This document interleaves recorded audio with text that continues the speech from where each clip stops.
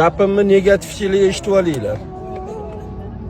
Negativchilar bor-ku, o'sha ahli ilmlarni yaxshilikka da'vati, ibodatga da'vati, yomonlikdan qaytarig'i ahli ilmlarda yozadi-da.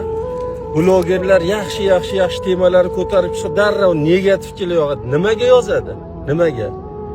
Chunki bular Abu Jahlning avlodlari, Abu Lahhabning avlodlari. Ular o'sha Rasulullohga negativ bo'lganmi, qiyomatgacha bularning avlodi negativ aytib keladi. Eshitib ollaring sizlar, negativchilar, sizlarga aytayapman. Sizlar har qancha dunyoni to'ldirib negativ yozlaring, negativ gapirlaring, bir tiyin. Chunki negativchilarni ulamolar go'ngga o'xshatgan. Go'ng. Axlat bor-ku, mollar axlatiga o'xshatgan, tezakka o'xshatgan. Daraxtga, guliga rivojlanish uchun nima kerak? Go'ng kerak. O'sha go'ng bizlarga kerak. Yozaverlaring. Men shu yerda aytib qo'yapman.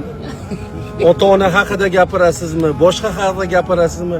Meni hatto onamni so'kib gapirganlar bor. Onamni haqorat qilib gapirganlar. Men Allohga topshirib qo'yganman ular. Hali erta ro'para bo'ladi.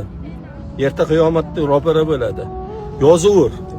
Chunki sizlar davoing yo'q. Dunyoda davolab bo'lmaydi sizlar. Chunki Rasulullohdek zot Abu Jahlni davololmadi, Abu Lahhabni davololmadi. Uni kasalini hech kim davololmaydi. Allohga shukr, o'sha negativchi bo'lib qolmaganimizga shukr. Yozaver, xohlaganingcha yoz.